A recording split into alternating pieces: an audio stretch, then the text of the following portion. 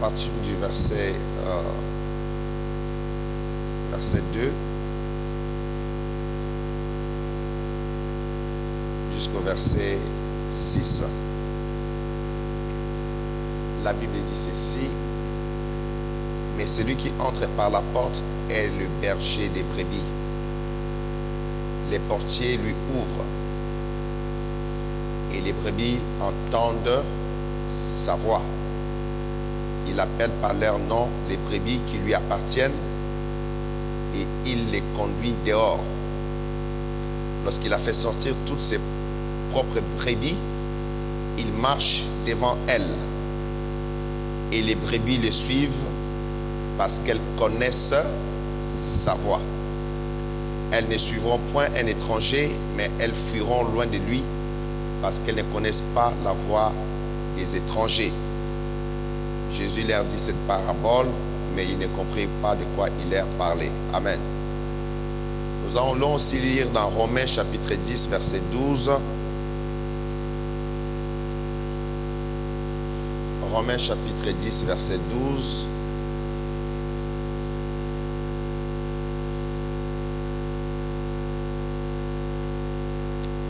La Bible dit ceci: il n'y a aucune différence en effet entre les Juifs et les Grecs, puisqu'ils ont tous un même Seigneur qui est riche pour tous ceux qui l'invoquent. Car quiconque invoquera le nom du Seigneur sera sauvé. Amen. Nous allons prier. Tendre Père, je te dis merci, je rends gloire à ton Saint-Nom. Je te glorifie, tu es mon Père et tu es mon Dieu. Je prie que tu bénisses ce temps de la parole. Ouvre mon intelligence et mon esprit à recevoir de toi ce que tu as prévu pour cette journée. Bénis chaque enfant de Dieu en ce lieu. Ouvre le cœur de chacun à recevoir ta parole dans leur cœur. Seigneur, oint d'huile ma tête et remplis ma bouche. Tu sais que je ne connais rien. Tout ce que j'ai vient de toi. Voilà pourquoi je me confie entre tes saintes mains. Que je sois un simple instrument dans ta main en cet instant, mon Père et mon Dieu. Oint cette assemblée, que ta présence couvre toute l'église. Et que le Saint-Esprit prend le chemin de chaque cœur, de chaque vie. Que le sang précieux de Jésus nous couvre et que ta bénédiction demeure au milieu de nous. Je te glorifie, Père éternel, et je rends gloire à ton Saint-Nom, Père. Au nom précieux et glorieux de Jésus-Christ, j'ai ainsi prié. Amen. Nous pouvons nous asseoir. Parler sur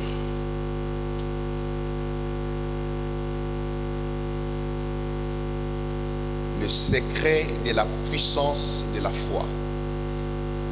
Le secret de la puissance de la foi. Dis à ton voisin le secret de la puissance de la foi. Alléluia. Nous avons commencé à enseigner sur ça, ça fait 2 semaines passées. La foi est très capitale pour la vie d'un enfant de Dieu. Un enfant de Dieu qui ne marche pas par la foi ne verra pas la gloire de Dieu dans sa vie. Un enfant de Dieu qui ne comprend pas les raisons de la foi peut avoir des promesses dans sa vie, des grandes promesses de la part du Seigneur, mais ces promesses vont s'échapper. Il risque de ne pas voir ces promesses s'accomplir par manque de foi. Et Dieu peut t'avoir révélé des grandes choses, mais si tu manques de foi, tu ne pourras pas atteindre les projets dans ta vie ou accomplir les choses pour lesquelles Dieu t'a appelé dans ta vie. La foi est donc très importante, très capitale pour chaque enfant de Dieu. La foi, c'est la clé qui ouvre la porte du royaume des cieux. C'est la clé qui ouvre la porte du royaume des cieux. La foi nous permet de vivre le surnaturel de Dieu parmi nous sur la terre. S'il n'y a pas la foi, tout est vain, tout est nul en fait. Parce que même notre salut, nous recevons le salut par la foi. Nous avons la vie éternelle par la foi. Tout passe par la foi. Nous prêchons par la foi. Alléluia. Nous servons Dieu par la foi. Nous adorons par la foi. Nous avons adoré Dieu tout à l'heure magnifiquement par la foi. Nous adorons même quelqu'un que nous ne voyons pas. C'est le Dieu invisible qui ne vit même pas sur la terre, mais qui est omniprésent. Alléluia. Qui a son trône dans les cieux, mais par le mystère de sa divinité, il est à la fois omniprésent, omnipotent et omniscient. Il est Dieu, mais notre adoration même est par la foi. Notre chant est chanté par la foi. Alléluia. Mais je dis à un enfant de Dieu ceci: chaque fois que nous prions, que nous chantons, que nous adorons, nous n'adorons pas dans les vides. Il y a quelqu'un qui est réel. Alléluia. Il est réel et il est assis sur un trône élevé. Il est le Dieu qui a créé l'univers, qui a créé les cieux et la terre. Ce Dieu-là est capable de grandes choses dans nos vies. Avec ce Dieu, tout est possible. Alléluia. Alléluia. Et le principe de la foi, nous venons de lire dans Romains chapitre 12, Romains 10, verset 12. La Bible dit qu'il n'y a aucune différence en effet entre les Juifs et les Grecs, puisqu'ils ont tous un même Seigneur, qui est riche pour tous ceux qui l'invoquent. Ici, l'expression entre les Juifs et les Grecs, c'est pour distinguer les Juifs qui étaient le peuple de l'Alliance, les Grecs, les peuples barbares, le peuple des nations, celui qui n'a pas Dieu, celui qui est dans l'idolâtrie, celui qui ne connaît pas l'alliance de Dieu, mais qui maintenant est sauvé par la grâce. Donc, les côtés, il n'y a aucune différence entre les Juifs et les Grecs. Les Grecs, donc nous sommes tous dans les groupes là des Grecs. Alléluia. C'est-à-dire les non-Juifs, ceux qui ne sont pas dans la catégorie des Juifs. Mais l'apôtre Paul a été inspiré par le Saint-Esprit sur ces versets. Il dit, il n'y a aucune différence. Alléluia. Il n'y a aucune différence en effet entre Juifs et Grecs. Donc, Dieu, dans les jours où nous sommes, il agira à ton égard par rapport à ta foi. Pas parce que tu es noir, parce que tu es blanc. Pas parce que tu es juif ou parce que tu es américain ou bien tu es canadien comme moi. Dieu agira parce que tu crois en Jésus-Christ et que ta foi te conduira dans la victoire. Alléluia. Ta foi amènera ce qui est impossible au possible. Ce qui est difficile deviendra facile par la foi. Dites un bon amen, mes amis.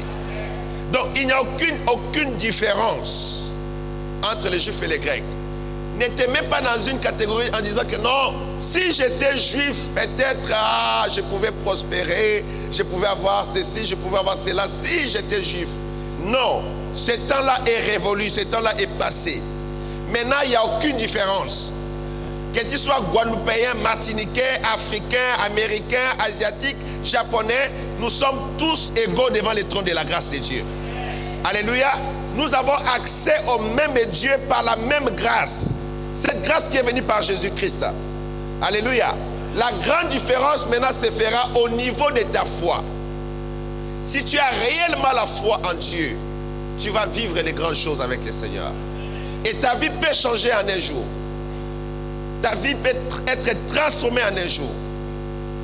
Parce que la foi est la clé pour le royaume des cieux.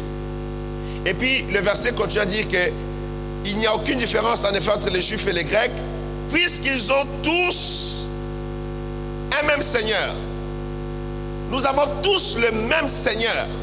Son nom c'est Jésus-Christ. Alléluia.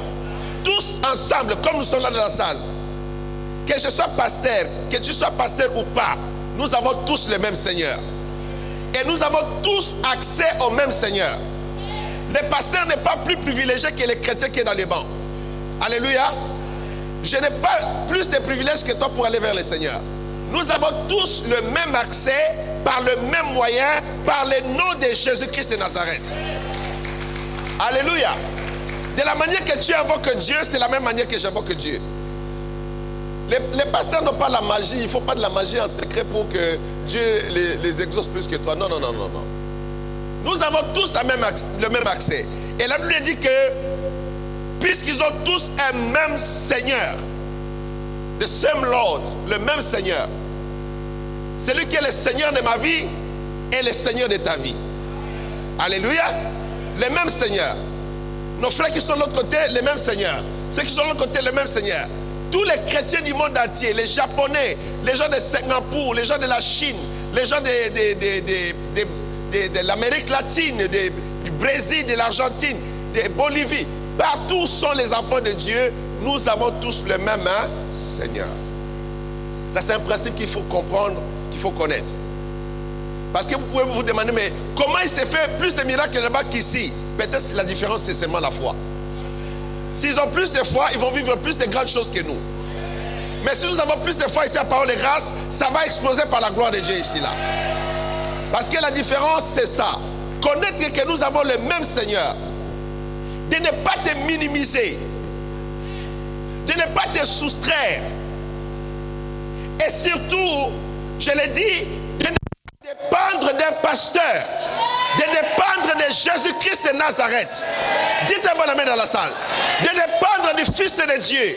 De savoir que nous avons accès au même Seigneur. Nous avons tous le même Seigneur Jésus-Christ. De la même manière que je me mets à genoux pour prier, je prie de la même manière que toi et moi. Alléluia. Il n'y a aucune différence. La clé, c'est la foi. Ce qui fera la différence entre ta prière et la prière de l'autre, c'est la foi. Celui qui priera avec plus de foi aura plus de résultats. Mais celui qui n'a pas la foi n'aura pas de résultats. Alléluia. Et j'ai dit l'autre fois, celui qui a les doutes, apprends à douter ton doute. Tu arriveras quelque part. Amen. Et puis ils ont le même Seigneur qui est riche. Oh my God. Quelqu'un dit à son voisin, Dieu est riche. Alléluia. Dieu il est comment? Je vais te dire que tu ne pries pas un Dieu pauvre. Je dis que tu ne pries pas un Dieu pauvre. Il est riche en bonté, riche en miséricorde, riche en compassion, riche en or et en argent. Il est riche dans tous les domaines. Il est riche dans tous les aspects. Ce Dieu-là est riche. Et la Bible dit qu'il est riche pour tous ceux qui l'invoquent. Dites un bon amen. Il est riche pour tous ceux qui prient, pour tous ceux qui invoquent son nom. Il est riche. Les Grecs, comme les Juifs qui ne prient pas, et s'il y a un Grec qui prie, Dieu est riche pour les Grecs là qui prient. Si tu ne pries pas, c'est ton problème. Mais quand tu commences à invoquer son nom, la Bible dit Dieu est riche pour ceux qui l'invoquent. Alors, je vais essayer de vous montrer les domaines de la richesse de Dieu. Allez avec moi dans Apocalypse 5, verset 12. Aide-moi, Saint-Esprit.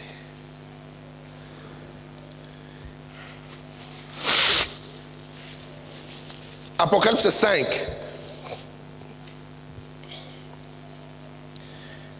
Verset 12. J'ai dit j'enseigne, il faut écrire. Je ne vais pas trop m'exciter aujourd'hui, je vais rester ici. Peut-être je vais descendre, mais je ne sais pas encore. Alléluia. Regardez, il dit ceci. Il disait d'une voix forte, 2 points. L'agneau qui a été immolé est digne. Alléluia. L'agneau qui a été immolé est digne de recevoir la puissance. Dis avec moi la puissance. Un des domaines dans lesquels Dieu est riche, c'est le domaine de la puissance. On l'appelle dans ce domaine-là l'omnipotent. Celui qui a tout pouvoir et toute puissance avec lui. Et il est riche pour ceux qui l'invoquent.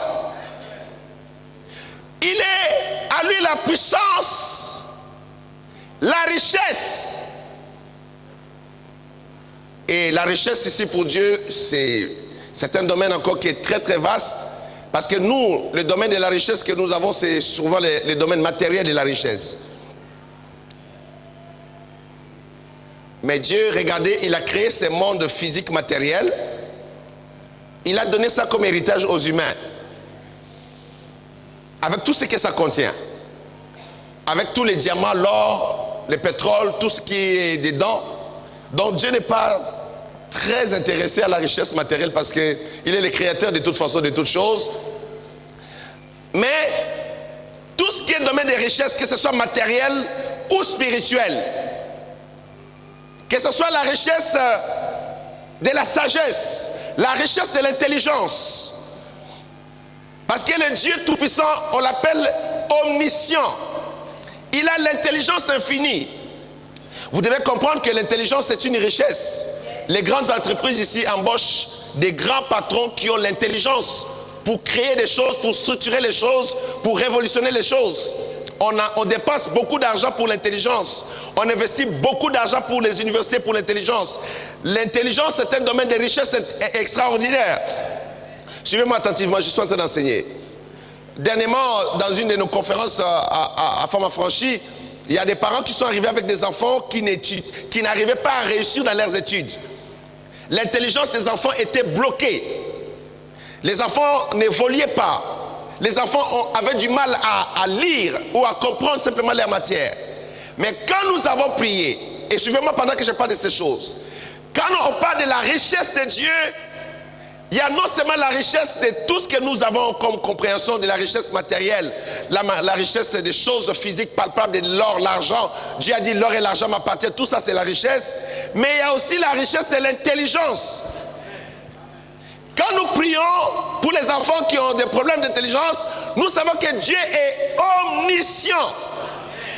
Omniscient, il a l'intelligence infinie. Il a l'intelligence simultanée, cumulée des choses. Il a l'intelligence spontanée des choses. Alléluia. Dieu est super, super, super intelligent. Et quand nous avons prié pour ces enfants, à cause de la richesse de Dieu, Dieu a donné l'intelligence à ces enfants-là. Quand tu pries Dieu, ne limite pas Dieu dans ton intelligence. Sache que Dieu est au-delà de ce que tu peux imaginer. Dieu est capable de faire des choses au-delà de ton imagination. Alléluia. La Bible dit qu'il prend les pauvres de la poussière, il les lève et les fait asseoir avec les grands. Parce qu'il est le Dieu Tout-Puissant. Donc, il y a la puissance, il y a la richesse. Dans sa bonté, il est riche. Dans sa miséricorde, il est riche. Il est riche dans tous les domaines qu'on peut imaginer. Alléluia. Et dans la sagesse, c'est une richesse. Il y a des présidents qui sont très intelligents qui manquent de sagesse. Ils conduisent le peuple à la révolution. Ce n'est pas qu'ils manquent d'intelligence, ils sont très intelligents, mais par manque de sagesse, ils peuvent détruire toute une nation. Regardez ceci. La force. Dieu donne la force. Alléluia. Dieu donne la force. L'honneur. Dieu donne l'honneur. La gloire. Dieu donne la gloire. La louange, Dieu donne aussi la louange. Quelqu'un dit un bon amen. Amen. Et toutes ces choses combinées ensemble, on l'offre à l'agneau de Dieu parce que c'est lui qui mérite encore toutes ces choses par sa gloire. Et la Bible dit, Dieu est riche pour ceux qui l'invoquent. Dieu est riche pour ceux qui prient, pour ceux qui comprennent quels sont les domaines d'opération de Dieu. Dieu est riche pour cela. Alléluia. Alléluia. Il est riche pour ceux qui l'invoquent. Le salut, le mot salut englobe beaucoup de choses. Le salut, c'est la délivrance. Le salut, c'est le secours. Le salut, c'est la protection. Le salut, c'est la provision. Le salut, c'est le pardon. Le salut, c'est la sécurité. Et Dieu, dans toutes ces choses, il donne le salut par la foi. Quelqu'un dit bon amen. Si tu n'as pas la foi, tu n'as pas le salut. C'est-à-dire que tu n'as pas ni la prospérité, ni la protection, ni la sécurité, ni la grâce. Toutes ces choses s'obtiennent par la foi.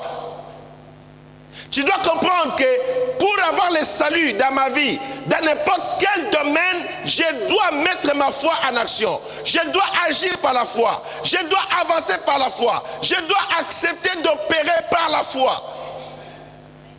La provision de Dieu s'obtient par la foi. La provision peut être disponible, mais si tu n'as pas la foi, tu ne l'auras pas. Nous sommes appelés à prendre part, dit la parole dans le livre des Colossiens, à prendre part à l'héritage des saints dans la lumière. Colossiens chapitre 2. À prendre part à l'héritage des saints. Comment tu peux prendre part à l'héritage des saints si tu n'as pas la foi?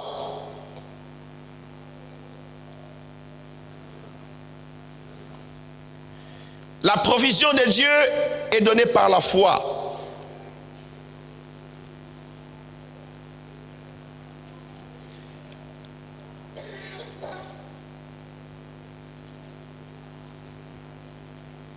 La Bible dit que tout est possible à celui qui croit. Alléluia. Tout est possible à celui qui croit. Tout est possible.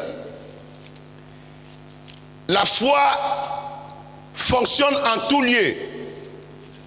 Il n'y a pas un territoire où c'est interdit de vivre par la foi. Amen, amen. La foi opère en tout lieu. Si tu es ici en France, la foi va marcher ici. Si tu arrives au Japon, la foi marchera au Japon. Il n'y a pas un territoire où c'est interdit d'exercer la foi. La foi fonctionne partout. La foi agit partout. La foi peut agir dans l'avion. La foi peut agir dans le train. La foi peut agir dans la voiture. La foi peut agir dans la prison. La foi peut agir au milieu de ta malédiction. La foi peut agir dans ta stérilité. La foi agit en tout territoire. Tout territoire où tu es, où tu habites, si tu manifestes la foi, tu verras les miracles de Dieu dans ce territoire-là. Dites un bon amen. Tout est possible. Tout est possible. Tout est possible.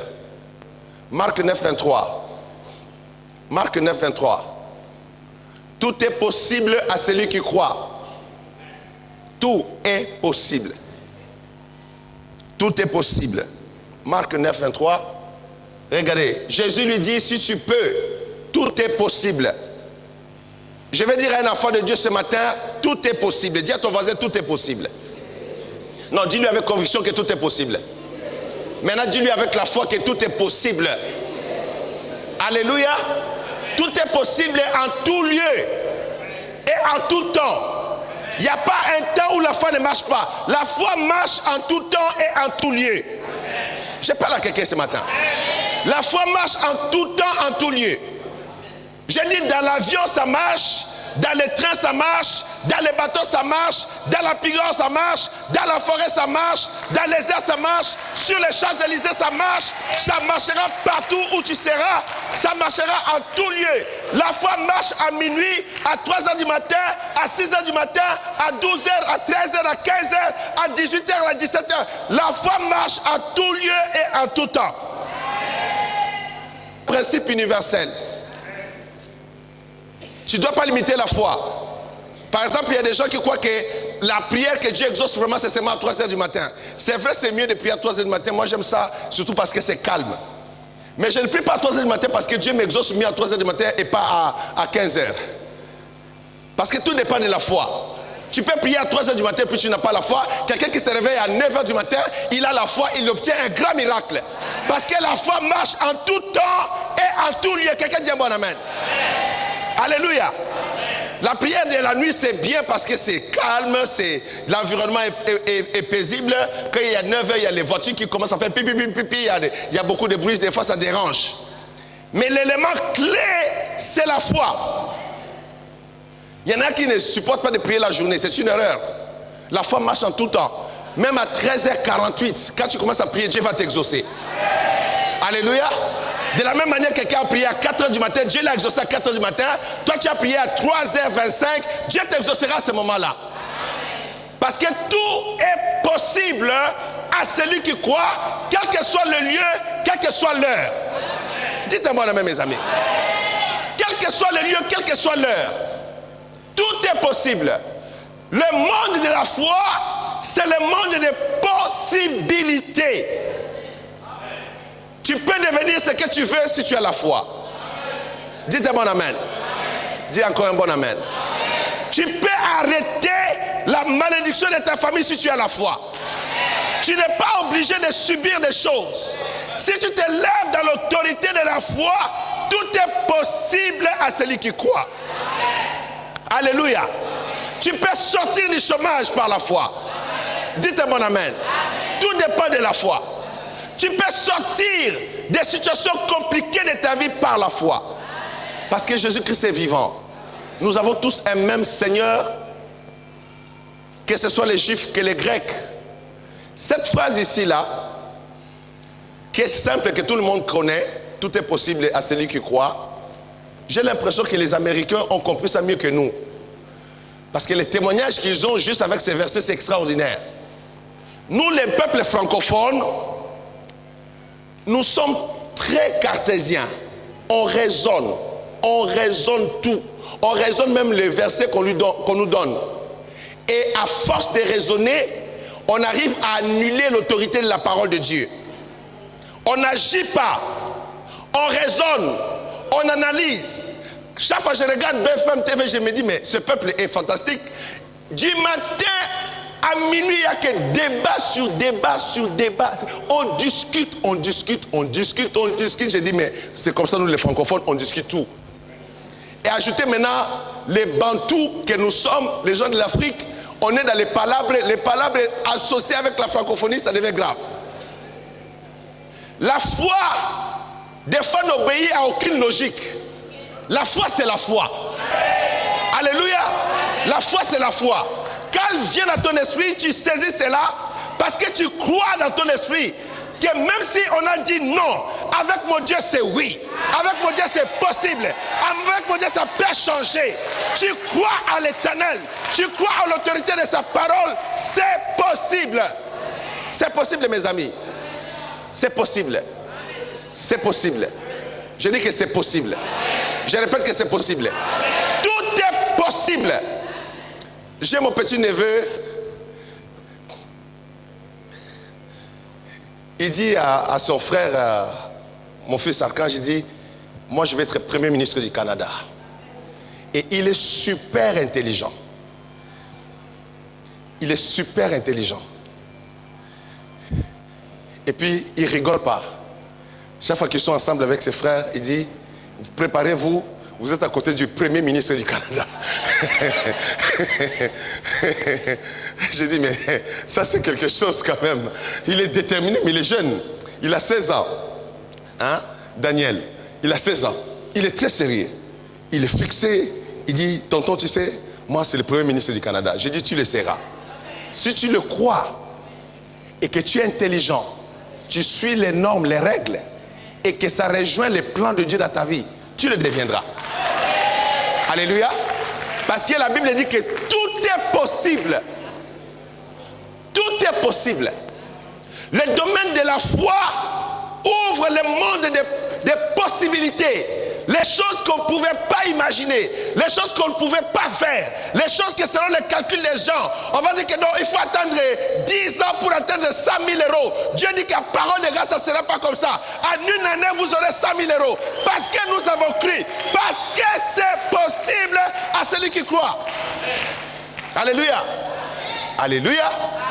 Alléluia. Alléluia. Le monde de la foi, c'est le monde des miracles. Le domaine de la foi, c'est le domaine des miracles. C'est le domaine des défis. C'est le domaine des défis. On peut te prendre pour un fou, mais tu n'es pas un fou. Tu agis selon la loi de Dieu et tu opères par confiance à l'Éternel. Quelqu'un dit bon amen.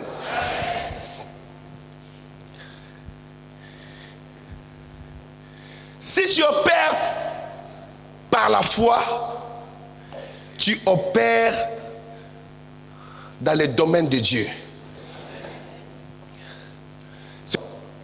Les hommes ne peuvent pas te comprendre quand tu commences à opérer par la foi.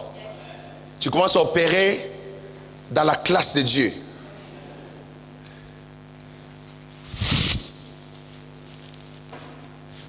tu n'es plus dans les domaines des humains. Tu peux arrêter la pluie. Tu peux arrêter un accident.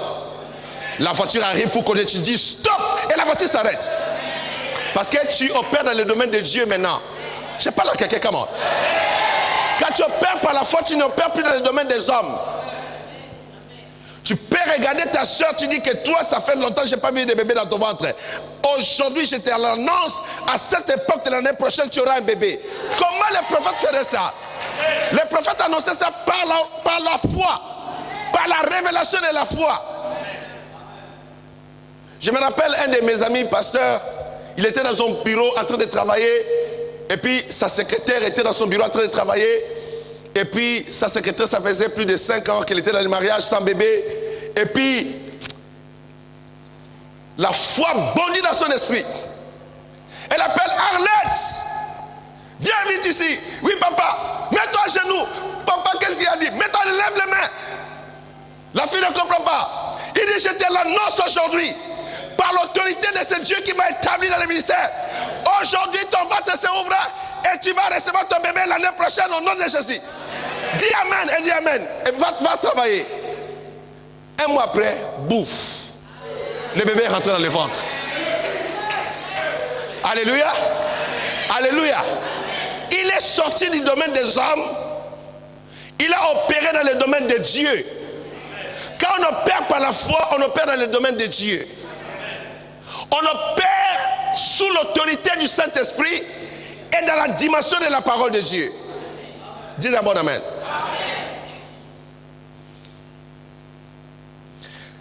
La foi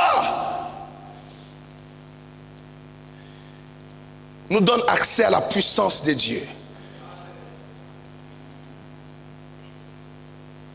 La foi nous donne accès à la puissance de Dieu. La puissance de Dieu. Quand nous avons la foi. Romains chapitre 1 verset 16. Rapidement parce que je dois rentrer dans mon message. La foi nous donne accès à la puissance de Dieu. La Bible dit que car je n'ai point honte de l'évangile. C'est une puissance de Dieu pour le salut de quiconque croit. Du juif premièrement, puis du grec. On a un problème avec les juifs et les grecs. Quelqu'un dit alléluia. Paul dit, car je n'ai point honte de l'évangile. C'est une puissance de Dieu. L'évangile est une puissance de Dieu pour le salut de quiconque croit. Le mot quiconque ici est inclusif. C'est le mot qui donne l'accès à tout le monde. Quiconque, ça veut dire n'importe qui, de n'importe quel âge, de n'importe quelle race, de n'importe quel genre. Ça peut être un jeune homme, une jeune fille, un homme d'un âge avancé, un homme d'un jeune âge. Peu importe, le mot quiconque, tu sois riche, tu sois pauvre, tu sois ignorant, tu sois intellectuel. Le mot quiconque, c'est un mot, c'est ça, oh my God. La Bible dit que car Dieu a tant aimé le monde qu'il a donné son Fils unique afin que quiconque, c'est le mot quiconque ici là, afin que quiconque croit en lui ne périsse pas, mais qu'il ait la vie éternelle. Je vais te dire que tu es dans les plans de Dieu dans les mots quiconque. Nous sommes tous dans les quiconques de Dieu. Parce que Dieu nous a inclus dans sa parole, dans sa promesse. Peu importe où tu es né. Est-ce que j'enseigne à quelqu'un ce matin? Peu importe dans quelle famille tu es né. Tu es dans les quiconques ici là. Afin que quiconque croit. Tout ce qu'on demande à quiconque là, c'est qu'il puisse croire. Ne regarde pas d'où je suis né. Ne regarde pas quelle est ma famille. Est-ce que j'ai un nom ou je n'ai pas de nom? Ne regarde pas la couleur de ta peau. Ne regarde pas si tu es éduqué ou pas. Tu es le quiconque de Dieu. Dieu cherche seulement les quiconques qui croient. Aïe, aïe, aïe, aïe, aïe, aïe. Afin que quiconque croit ne périsse pas. Maintenant ici, le quiconque qui croit, il a accès à la puissance de l'évangile. Peu Peu importe qu'il soit grec ou juif. Tu n'as pas besoin d'être juif aujourd'hui. Tu peux être un Mouyanzi comme moi. Moi, je suis Mouyanzi. Moi, je suis des peuples Yansi. Nous, chez nous, on mange les mbika. Mantete. Je ne sais pas comment on dit ça en français. Hein? Nos ancêtres mangent les mbika avec la chikwang. Chikwang dur. On fait manger nos bébés la chikwang quand ils sont bébés comme ça. On prend la chikwang, on lui...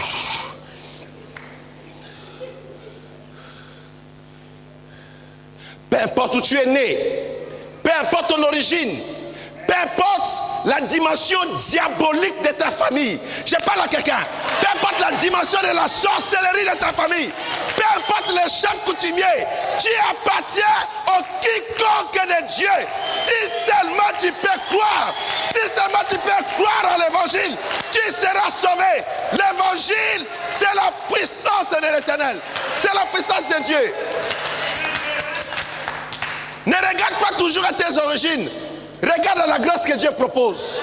Regarde à la provision de Dieu. Ne regarde pas toujours à la diabolisation de ta famille. Au côté sorcier de ta famille. Regarde à la puissance de la croix de Golgotha. Là où Jésus a écrasé la tête du serpent ancien. Ils ont accès à la puissance de Dieu par la foi. Le salut de quiconque croit. Mes amis, sans la foi, on ne va nulle part. Même pour ton mariage, tu peux te marier par la foi. Amen. Je parle à quelqu'un qui dit un bon amen. Amen. Tu regardes à gauche, à droite, mariage, tu peux te marier par la foi. Dieu ne t'a pas créé pour rester célibataire. Dieu t'a créé parce que Dieu a créé un homme et une femme. Il y a ton âme sœur quelque part. Tu dois le réclamer au nom de Jésus-Christ. Tu ne dois pas souffrir dans l'humiliation du célibat. Parce que Dieu ne t'a pas créé pour que tu sois un miroir qu'on regarde tous les jours. Appartiens à l'Éternel et Jésus-Christ est mon Seigneur. Tu vas écraser la loi de la condamnation des célibats. Parce que par la foi, tu as accès à la puissance de Dieu. Quelqu'un dit mon amen. Quelqu'un dit mon amen. Tu attends quoi? Les années passent. La beauté est comme une fleur. Fais attention.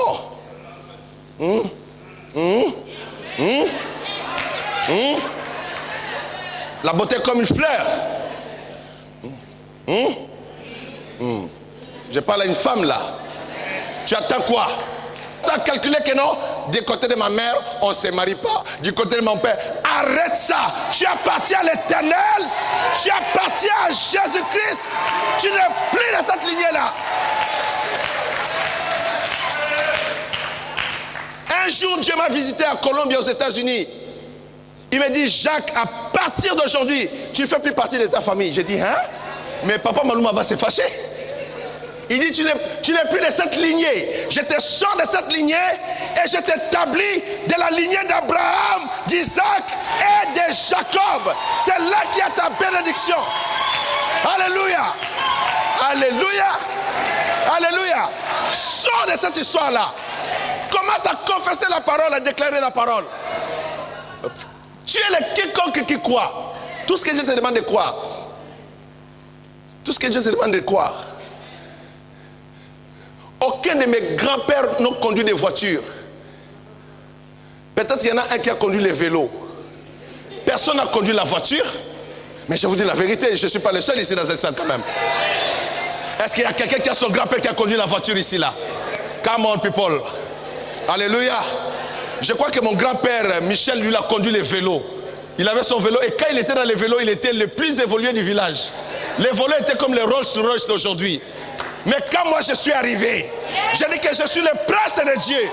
J'appartiens à l'Éternel et Jésus-Christ est mon Seigneur. Je ne dois pas rouler dans les vélos comme dans le temps de mon grand-père. Je sors de cette dimension-là. Dites un bon amen. Dites encore amen, amen, amen, amen. Mais enfin mes amis, regardez la gravité de la chose. Mon grand-père, puisqu'il était le premier infirmier du village, donc c'était un évolué. En son temps, mes amis, ce n'était pas la blague, c'était comme un médecin aujourd'hui. Infirmier. Donc nous, on était les petits-fils de l'infirmier. Mais en son temps, il avait les vélos. Et toi, tu habites à Paris. Tu n'as même pas les vélos. Non, je révolutionne quelqu'un ce matin. Je parle à quelqu'un ce matin. Comment? Réveille ton esprit, réveille ta conscience.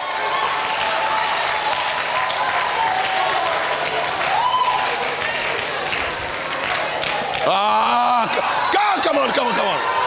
Oh. Wow. Come on. Alléluia. Alléluia.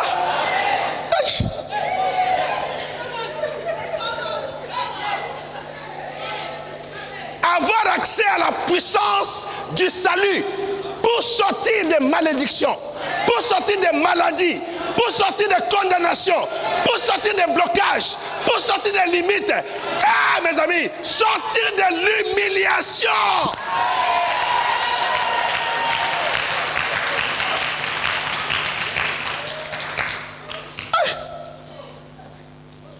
Vous parlez les Français de France ici.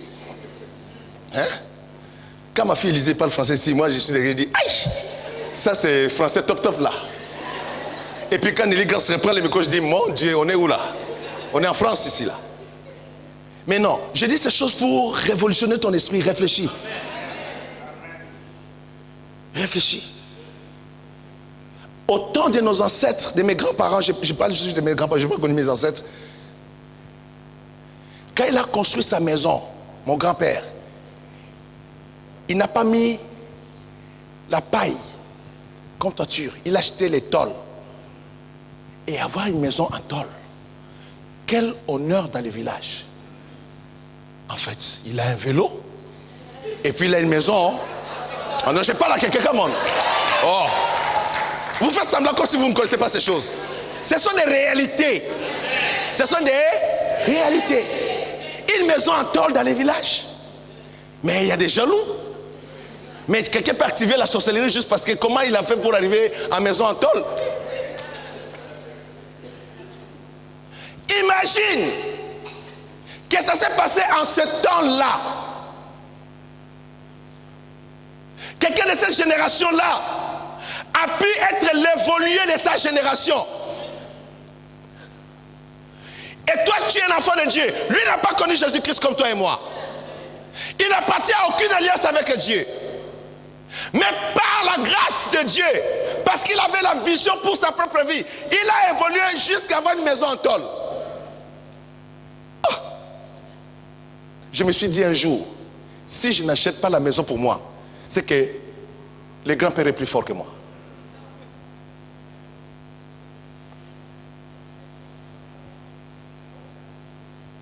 Je dis, je connais Jésus-Christ, le roi des rois, le Seigneur des seigneurs, le Fils du Dieu vivant. Et je vais mourir dans la médiocrité, je vais mourir dans l'humiliation. Je dis, assez, c'est assez. Assez, c'est assez. Je refuse l'humiliation, je refuse la condamnation. Je dois sortir de cette malédiction-là. Et comment je sors de là? Par la foi. Parce que la seule force que j'ai, c'est la foi. De croire à l'Éternel, de croire à mon Dieu. Que tout est possible à celui qui croit. Tout est possible. Tout est possible. Nous subissons ce que nous subissons parce que nous ne réagissons pas par la foi. Je dis tout à l'heure que celui qui opère par la foi opère dans le domaine de Dieu. Il n'est plus dans le domaine humain. Parce qu'il croit à la puissance de Dieu. Il peut changer les choses. Comment j'ai arrêté cette pluie à Kisangani? Alors que la foudre a tué les gens qui s'engagent ces jours-là. C'est par la foi. Je me suis levé, j'ai pris autorité. J'ai dit, pluie, tu t'arrêtes. Je dois prêcher l'évangile de Jésus-Christ. Tu t'arrêtes. Et niet, en moins d'une minute, la pluie s'est arrêtée. Les gens commencent à s'évanouir dans la salle par émotion de ce qu'ils ont vécu. L'autorité de la foi. Il y a la puissance, il y a l'accès à la puissance par la foi. Quand vous permettez aux sorciers, aux démons de vous toucher même pendant votre sommeil, c'est mon Dieu, mon Dieu. Des fois c'est un manque de foi. Parce Parce qu'on vous a tellement endoctriné, les démons, les sorciers, les démons, les sorciers, les démons, les démons, les démons. Vous commencez à avoir peur des démons et à donner la force aux démons. Jésus a dit, voici les miracles qui accompagneront ceux qui auront cru à mon nom. Ils chasseront les démons. Voici les miracles qui doivent accompagner quiconque croit. Quiconque croit. Chasser les démons, ce n'est pas un privilège des pasteurs, excusez-moi. Il y a des pasteurs qui font de cela de l'argent et c'est par ignorance. Ils profitent de l'ignorance des enfants de Dieu.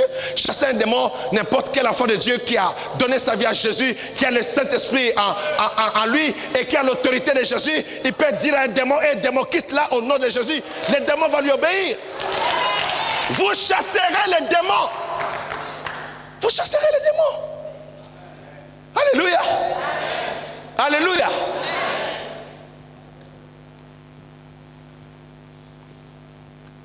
Du juif, puis du grec. Tous avec le même Seigneur. Quiconque croit connaîtra la puissance du salut. Le salut, c'est une puissance extraordinaire.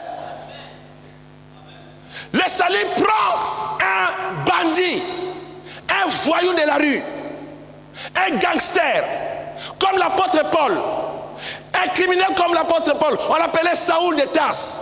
L'évangile prend cet homme-là, le transforme et fait de lui un apôtre dans l'église.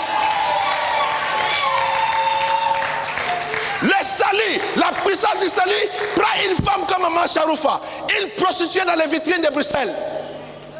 Une prostituée, elle donne ce témoignage publiquement. Elle pouvait avoir 50 hommes par jour. Les jours qu'elle disait ça, j'ai failli m'évanouir. Par les chocs, j'ai dit, mais c'est pas possible.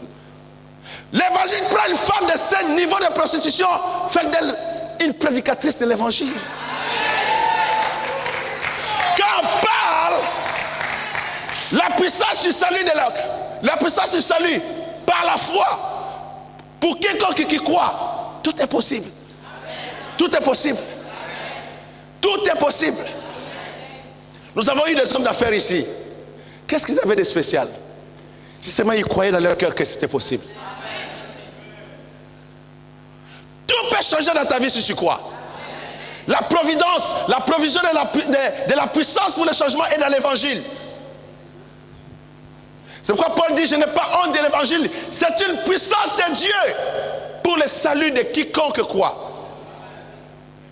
Pour le salut de quiconque croit. Time is running.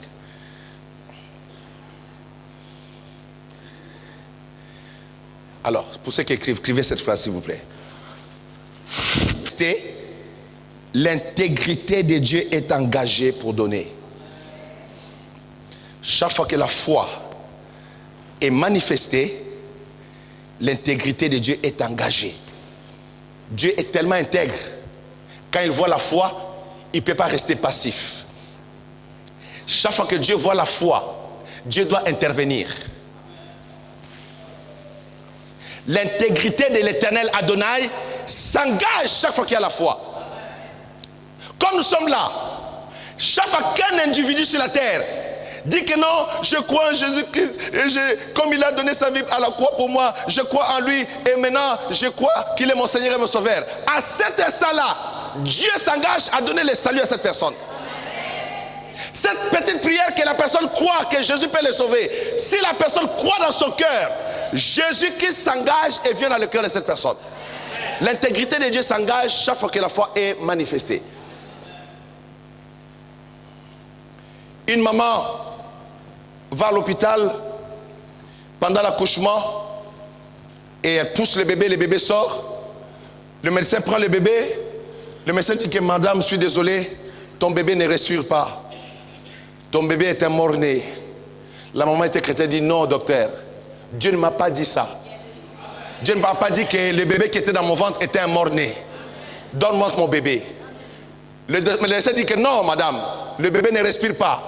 On ne peut rien faire, le bébé est déjà mort. À partir de ton ventre, il dit non, mon bébé n'est pas mort. Dieu ne m'a pas dit que mon bébé est mort, donne-moi mon bébé. Le médecin remet le bébé. La maman prend le bébé.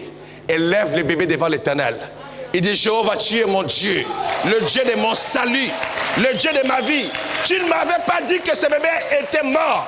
Parce que tu ne l'as pas dit, je réclame la vie pour ce bébé. À l'instant, devant le médecin, le bébé a repris la vie. Alléluia. C'est la puissance de la foi. La puissance de la foi. L'autorité de la foi. Tu dois croire dans ton esprit que tout est possible. Tu ne dois pas douter. Tu ne dois pas douter. Tu dois croire. Tu ne dois pas accepter toutes choses qui arrivent. Tu ne dois pas accepter tout. En tant qu'enfant de Dieu, si tu as la foi, ta foi engage Dieu. Là, il n'y a pas la foi, Dieu n'est pas engagé. Dieu ne s'engage que là où il y a la foi. Si tu n'as pas la foi, Dieu ne s'engagera pas. Parce que sans la foi, nul n'est agréable à Dieu, dit la parole. Mais quand tu as la foi réellement, Dieu s'engage en ta faveur. Dites un bon amen. Écrivez encore ceci, comme ça je vais rentrer dans mon message même dans 20 minutes.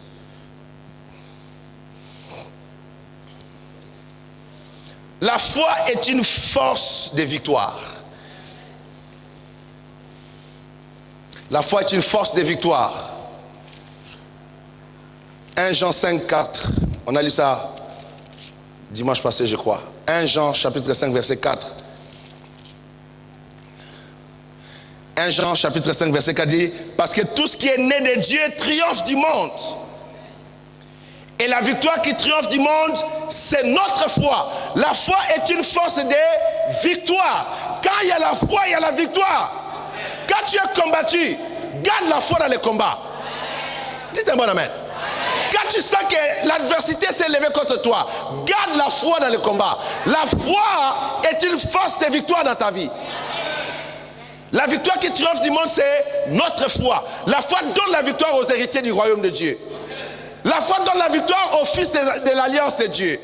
Ceux qui sont en alliance avec Jésus-Christ, quand ils commencent à manifester leur foi, Dieu s'engage et Dieu leur donne la victoire. C'est en face de l'adversité, quand tu commences à pleurer, là Dieu te regarde et dit: mais qu'est-ce qu'il fait? Qu'est-ce qu'elle fait? Mais qu'est-ce qu'elle fait? Qu'est-ce qu'il fait? Qu'est-ce qu'elle fait? Qu'est-ce qu'il fait? Ne doute pas de Dieu, il est capable. C'est vrai, Dieu est maître des temps, des circonstances. Il y a des choses que Dieu permet. Mais toi, dans ton esprit, crois en Dieu jusqu'à la dernière minute. Alléluia. La foi est une force de victoire dans la vie des enfants de Dieu.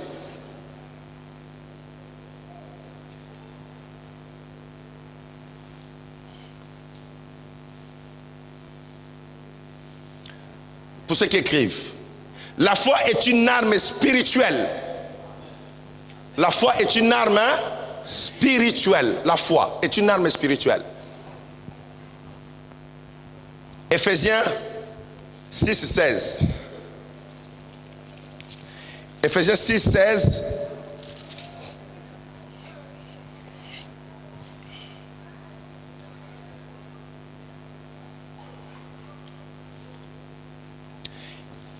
Éphésiens 6, 16 dit: prenez par-dessus tout cela les boucliers de la foi.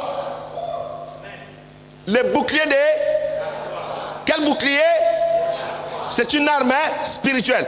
Prenez par-dessus tout cela les boucliers de la foi, avec lesquels vous pourrez éteindre tous les traits enflammés du malin. Ce n'est pas seulement le jeûne pour le combat spirituel. Il faut jeûner. Mais le jeûne sans la foi ne marchera pas. Ce qui arrête les flèches de l'ennemi, ce qui arrête les traits enflammés du malin, ce sont des traits qui viennent avec les flammes. Vous savez, c'était la technique des Romains. Ils lançaient des flèches au bout desquelles il y avait des flammes. Ils avaient une technique pour que quand la flèche arrive, ça perce, en même temps ça brûle. Et ça, c'est une image de combat spirituel. Et la foi devient une arme spirituelle dans le combat spirituel. C'est-à-dire que quand tu es dans le combat, tu dois te mettre dans la foi. Tu dois ni trembler, ni paniquer. Ni trembler, ni paniquer. Tu dois revenir à Dieu, revenir dans la parole de Dieu et manifester la foi pour que Dieu s'engage. Parce que la foi devient une arme spirituelle pour éteindre les flèches du malin, les flèches du diable. Je parle à quelqu'un ici là.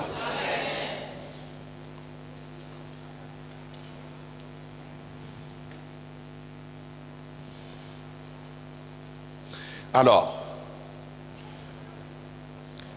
la Bible dit que la foi vient de ce qu'on entend, et ce qu'on entend vient de la parole de Dieu. Amen. Romains 10, 17. Romains 10, verset 17.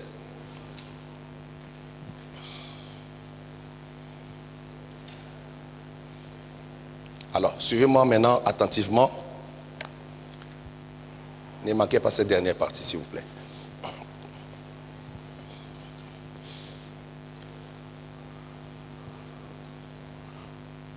J'enseigne et j'enseignerai toujours pour que l'Église soit forte dans la parole, dans la connaissance. Que vous puissiez connaître tous les principes de Dieu. Que ce soit dans le domaine de la foi ou bien quelque autre domaine que nous allons aborder. Que vous deveniez excellents dans la compréhension et dans la connaissance. Parce que la compréhension et la connaissance sont liées. S'il y a une connaissance sans compréhension, ça devient compliqué. Tu dois comprendre et tu dois connaître aussi. Alléluia. Surtout que dehors, on sait que votre pasteur, c'est un enseignant. Alors, il faut que vous soyez bien enseigné quand même. Amen. Et je crois que vous l'êtes. Si c'est le cas, dites un bon amen. Romains 10, 17 dit: ainsi la foi vient de ce qu'on entend, et ce qu'on entend vient de la parole de Christ. Ce verset, tout le monde le connaît. Et ce verset, tout le monde l'entend quand je prêche. Pourtant, il y a une réalité que les gens entendent la parole prêcher, mais ils n'ont pas forcément la foi. C'est simplement la réalité. Ils n'ont pas vraiment la foi pour vivre tout ce que je viens de décrire en avant. Hein? Parce que les gens se posent la question, mais on nous prêche chaque dimanche, mais on n'a pas encore cette foi-là que tous les prédicateurs déclarent. Ils annoncent la foi et ils nous répètent le verset que nous connaissons, Romains 10, 17, que la foi vient de ce qu'on entend, mais depuis qu'on a commencé à entendre, mais la foi ne vient pas toujours. Il y a un problème, il y a un souci, donc il y a un problème. N'est-ce pas? Est-ce que vous êtes d'accord avec moi? Amen. Dites un bon amen. Je crois que le frère Eric est d'accord avec moi. Il dit, depuis que je suis en parole de grâce là, j'écoute les docteurs, mais j'ai besoin de cette foi-là. N'est-ce pas, frère Eric? Alors, suivez-moi attentivement. La parole de Dieu est vraie. Ce que dit la Bible est réel. Mais derrière ce verset, il y a une autre vérité qui est cachée. La foi, effectivement, vient de ce qu'on entend. Dis à ton voisin, la foi vient de ce qu'on entend. Ça, c'est la vérité absolue. Ça ne changera pas. Même si le monde changera, cette parole ne changera pas. La foi vient de ce qu'on entend. Amen. Mais la phrase ne se limite pas parce qu'il y a un virgule. Ce qu'on entend vient de la parole de Christ. Alors, c'est là qu'il y a le secret de Dieu. La foi vient de ce qu'on entend. Tu peux avoir la foi parce que ton oncle t'a dit, dans notre famille, il faut manger beaucoup d'arachides. Et tu vas manger des arachides toute ta vie. Parce que tu as cru à ton oncle. Nous, on nous interdisait de ne pas manger un poisson qu'on appelle au Congo nzombo. Pourtant, c'est bon. J'ai violé cette loi-là chez un de mes cousins. Sa femme a préparé le nzombo. C'était tellement bon. Je me rappelle, il pleuvait. J'ai mangé tellement avec appréciation. À la fin, j'ai demandé, mais c'est pour ça que c'était bon. C'était quoi? Il m'a dit, c'était le nzombo. Dans mon cœur, j'ai crié, j'ai dit, mais c'était bon quand même. Donc, on nous a dit de ne pas manger ces poissons-là. Pourtant, c'est un bon poisson. Mais nous avons cru à ce qu'on nous a dit. Très souvent, nous ne savons pas. La Bible dit que Dieu a mis dans le cœur de l'homme une mesure de foi. Dans chacun de nous, là, il y a une mesure de foi. Même avant d'écouter l'évangile, dans chaque être humain, il y a une mesure, il y a une portion de foi. C'est pourquoi le médecin te dit que non, prends ces médicaments 3 fois par jour pendant une semaine et tu seras guéri. Tu viens, tu vas obéir à ça. Ça dit que tu as cru à ça, que si je prends ça 3 fois par jour, en une semaine je serai guéri, et puis au bout d'une semaine tu vois, ah, mon médecin avait raison, j'ai fait ce qu'il m'a dit et puis je suis guéri. La parole de Dieu est plus puissante que l'ordonnance du médecin. Non, je croyais avoir un bon amen. La parole de Dieu est plus puissante que l'ordonnance du médecin. Parce que Dieu est puissant, il est grand. Alors, qu'est-ce qui se passe ici? Ainsi la foi vient de ce qu'on entend, et ce qu'on entend vient de la parole de Christ. Le premier niveau important ici, qu'il faut saisir, c'est ceci. La foi est déclenchée dans nos cœurs quand il y a la parole Réma. Quand il y a le Réma. Le Réma veut dire la parole révélée. C'est cette parole Réma, cette parole révélée, qui déclenche la véritable foi victorieuse dans ton esprit. Comme je suis en train d'enseigner ce matin-là, tout le monde écoute ce que j'enseigne. Mais il y en a qui peuvent écouter autrement ce que j'enseigne que toi qui es à côté. Il va recevoir une révélation particulière. Il va écouter Dieu lui parler personnellement. C'est à ce moment-là qu'est née la foi. La foi vient de cela. Le psalmiste dit, la révélation de tes paroles est claire, elle donne de l'intelligence aux simples.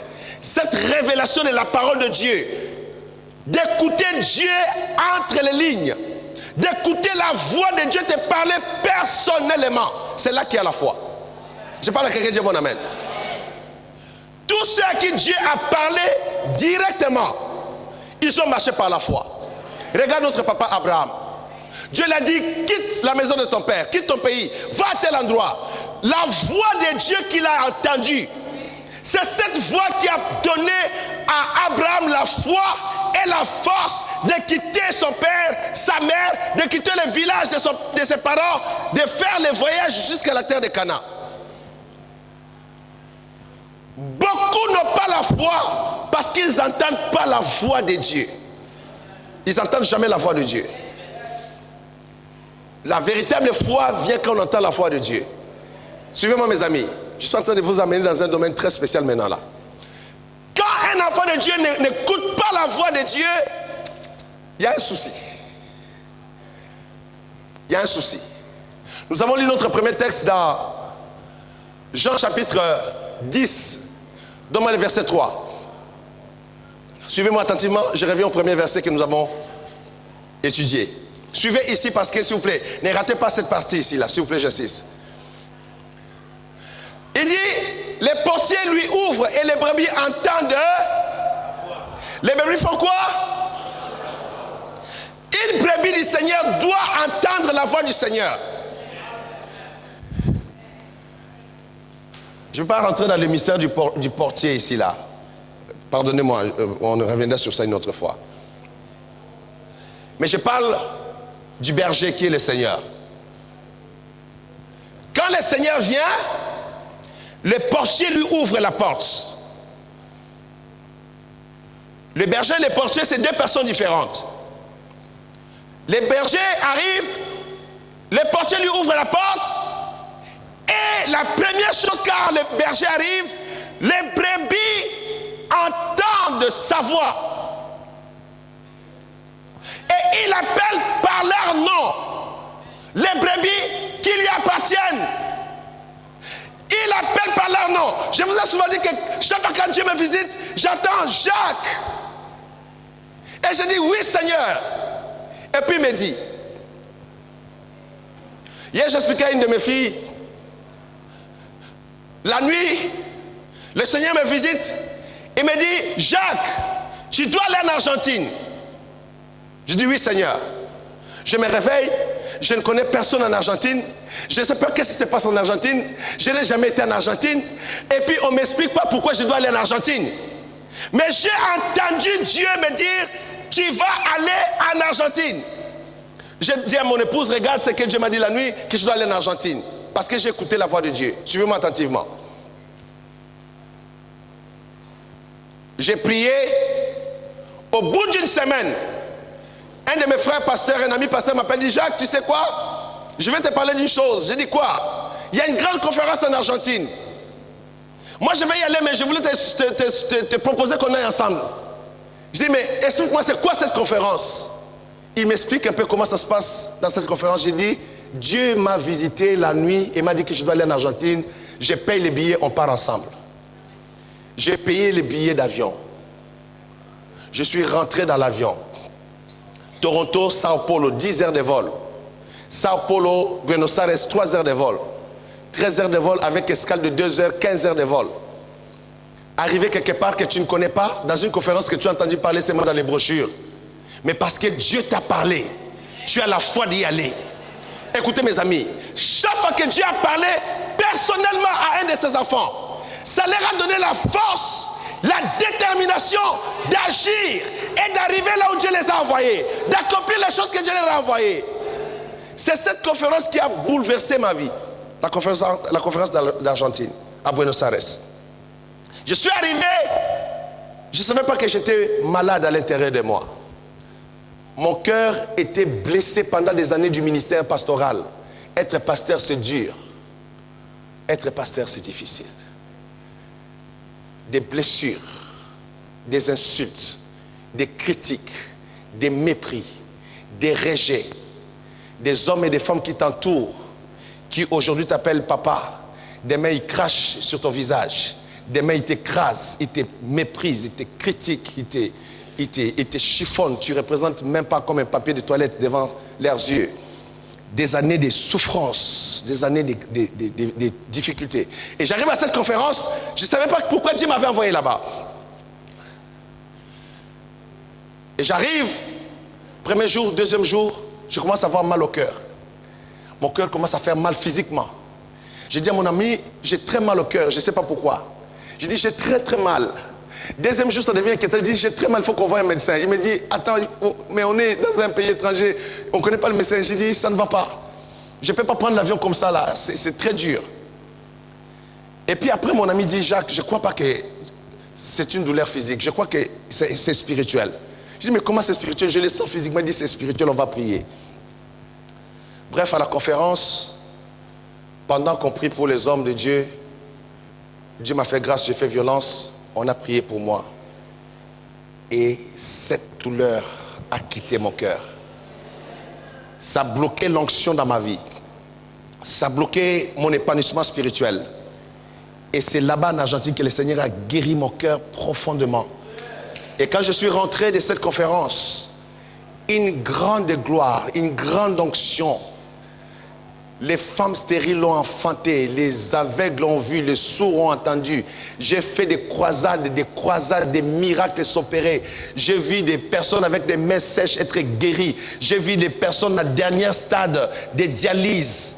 Les reins abîmés, le médecin les renvoie à la maison en disant, va dans ta famille, parle avec ta famille parce que dans 4 jours tu vas mourir. On m'amène cette personne-là, j'ai pris, Dieu le guérit. J'ai vu des guérisons des hommes et des femmes des cancers. Dieu les guérit, j'ai vu des choses extraordinaires se passer. Pourquoi je suis rentré dans cette dimension-là? J'ai entendu Dieu me parler.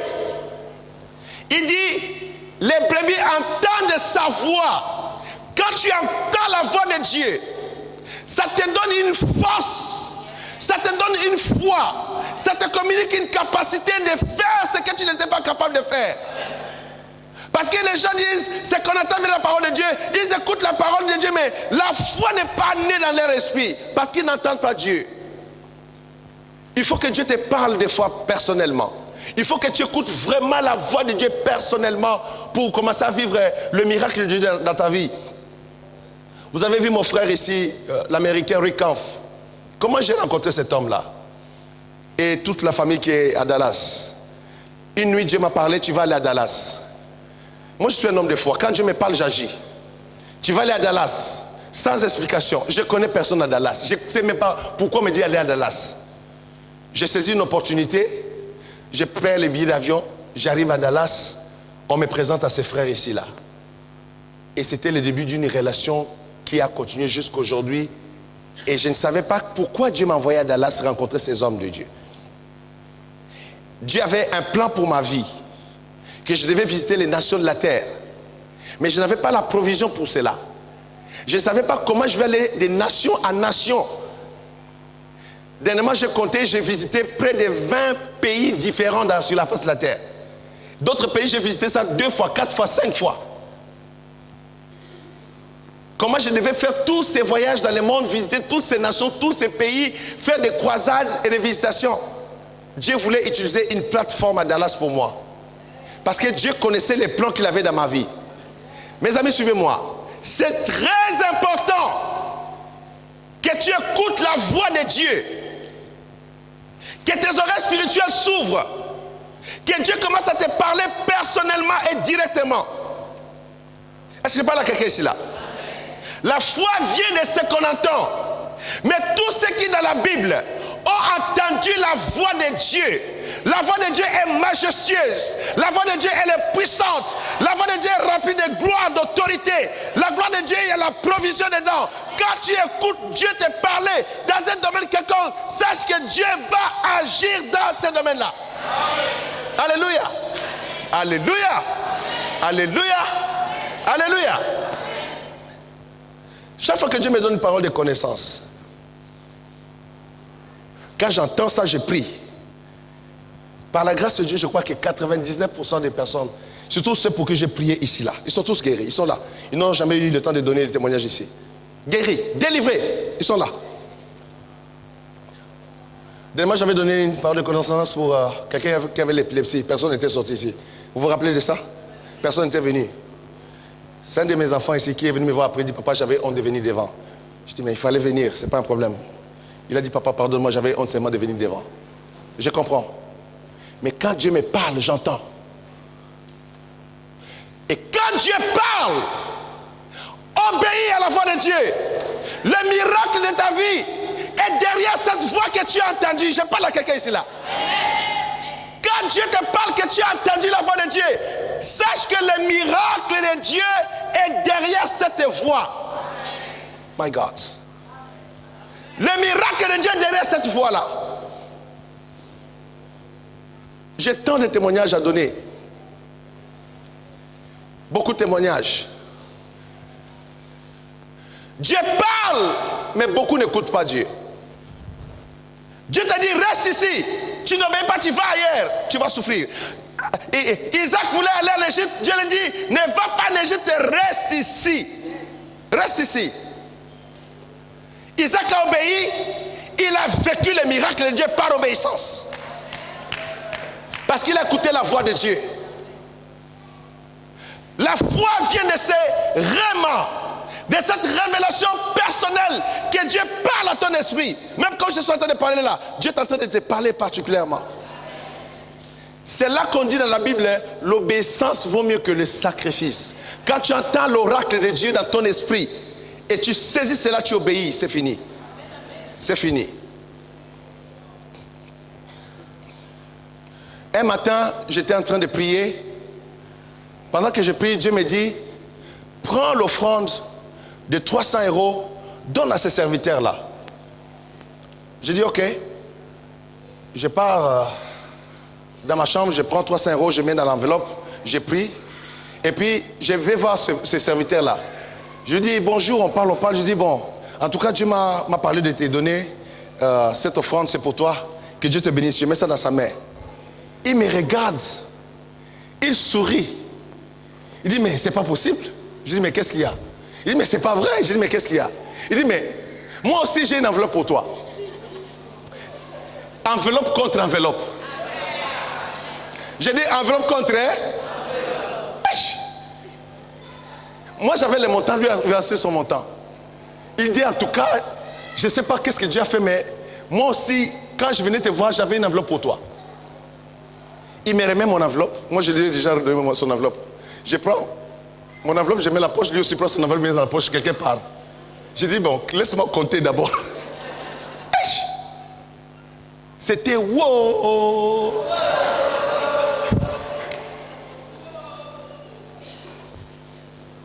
J'ai dit, hey, si j'avais raté ça le matin, si je n'avais pas obéi à la voix de Dieu, je n'allais pas comprendre. Moi, j'ai donné 300, j'ai reçu 1500.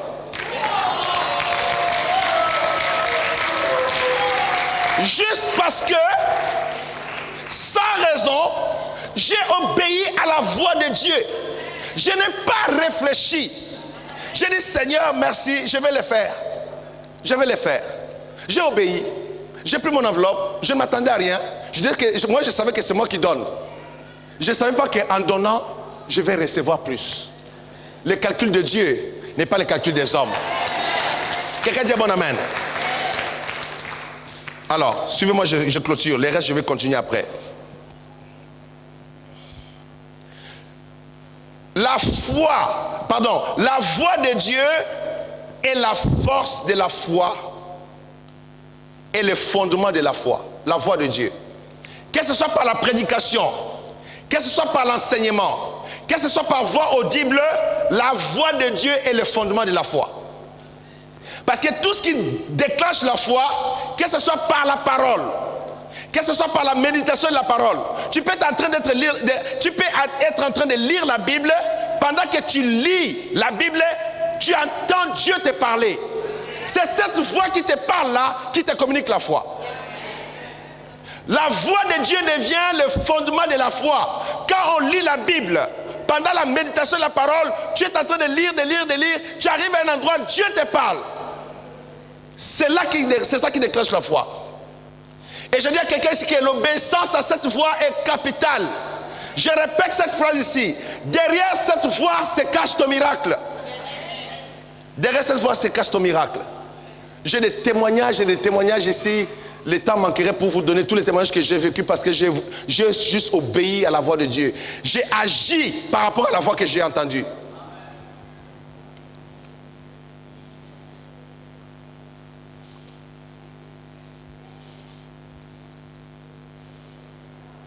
Dieu nous parle directement. Dieu nous parle dans la parole. Dieu nous parle par ce qui est écrit. Dieu nous parle par le Saint-Esprit. Et Dieu nous parle en tout temps. Dieu nous parle par la parole, par voix audible. Dieu peut nous parler par la prophétie, par la parole de connaissance.